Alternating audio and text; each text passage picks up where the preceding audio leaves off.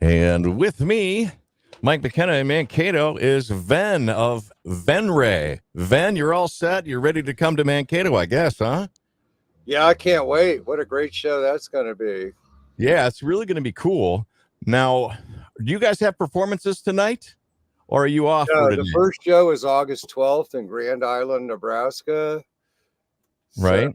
the tour bus was in Denver. So we got on the bus yesterday, and we're now in North Platte, Nebraska. So Well, sometime tonight welcome. we'll probably roll into Grand Island. Yeah, it'll be all right for you. You know, life on the road is not easy sometimes. You're going to be in Mankato at the Vetter Stone Amphitheater outside. I know you've been busy on the road. Tell viewers about the members of your band.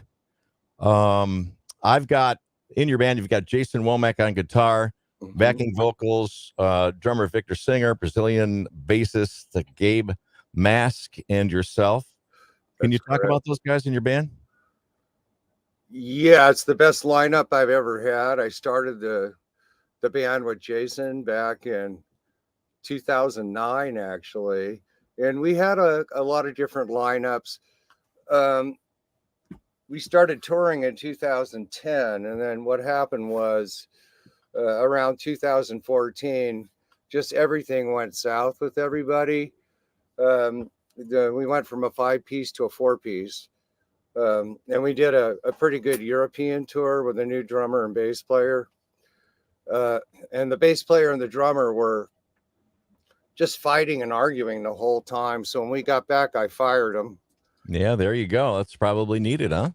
Exactly. And, God sent me Victor Singer, who was 25 at the time.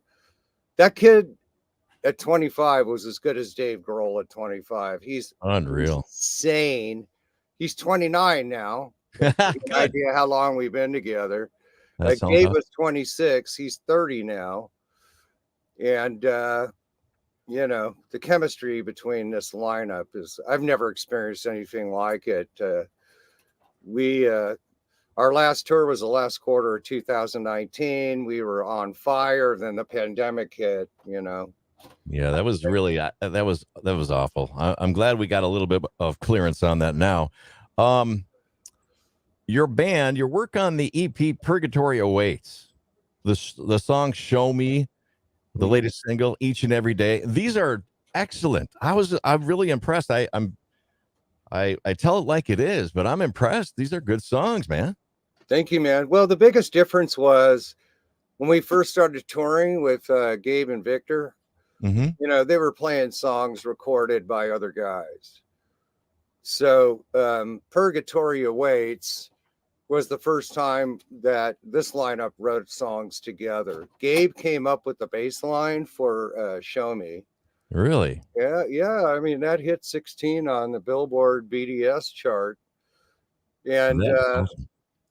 and then the current radio single, Each and Every Day, after 4 weeks, is now at 41. So I think next week we'll probably have 2 singles off a 6-song EP that are top 40 rock hits, which I am a humble guy and I'm really shocked by it. Although for a new band on the rise, I think to have 2 songs off a 6-song EP chart top 40 speaks for itself. Yeah, it definitely does. You know, a band is like being married, and there's always stuff that comes up.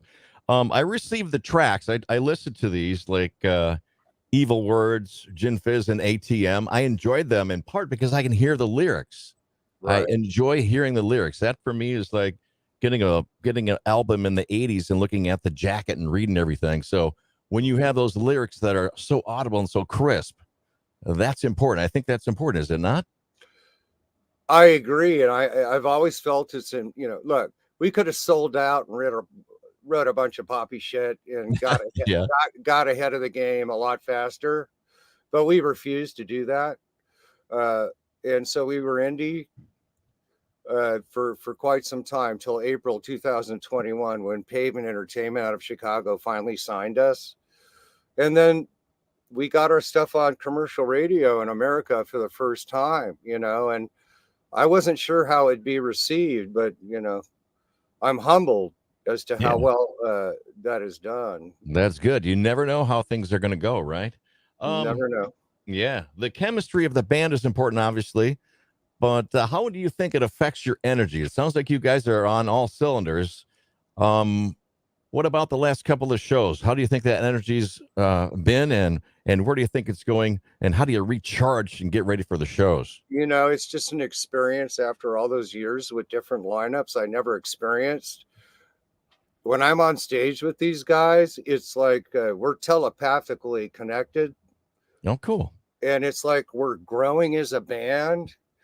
You know, as we're playing together and playing some of the new songs off the EP, along with songs off the 4 indie records, and the crowd is enjoying it, and they're kind of growing with us. And Yeah. it was an experience I never experienced before, and that happened on the last tour, the last quarter of 2019. And when we finally got back out there in 2021, started playing one-off shows, Mm-hmm. that connection, chemistry, everything, it was still there. It didn't go anywhere. You know, if anything, it got more powerful. That's just going to make everything better. Your live shows run through the end of August, I believe.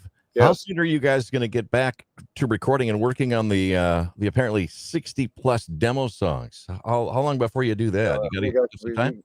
we got 64 demos in about 15 studio recorded songs we haven't done anything with. Right. The phenom producer and engineer Malcolm Springer out of Nashville, Tennessee, worked on so many major name successful bands. You know, I mean, most of the Matchbox 20 radio hits were produced and mixed by him. So he mixed each and every day for radio. Wow. And he's in not easy. Nashville. You know, the radio promoter Eric Baker's in Nashville. My manager Bob Chaparty's in Nashville. So I don't know if we're going to stay with Pavement, do another EP or an LP. Sure. But those guys, you know, Universal was very interested right before the pandemic hit. And, you know, I think after this tour and 2 top 40 rock radio hits off a 6-song EP, you know, we may very well opt out of another record deal with Pavement if Universal wants to bring us on board. But either way, we're going to be going to Nashville and recording a record with Malcolm Springer producing. We'll be releasing that in either February or March of 2024. Nice. With a music video and radio single. And we will be on tour in April of next year and probably for quite some time, you know, 12 to 16 months, probably. Yeah. And, you know, Nashville, well, with recording studios now, we can connect real quick, but Nashville is a music mecca, no matter what type of music it is. The LA music scene, I know that you're aware of that, but can you give the viewers an idea of some of the LA up and coming acts that you know of? Is there any that come to mind that we might be looking for in rock or soon, because you're familiar with the LA rock scene? Yeah, well, you know, some of the better ones I played with and checked out in the past have already moved on to record deals, you know, like One Eyed Doll with Kimberly, Okay. and Stitched Up Heart, right? Another great band. Right now, the one band, local band that seems to be making some noise, I don't know what's going to happen with them, but they're actually a southern rock band out of LA called Six Gun Sal. And I would highly recommend that your fans check them out.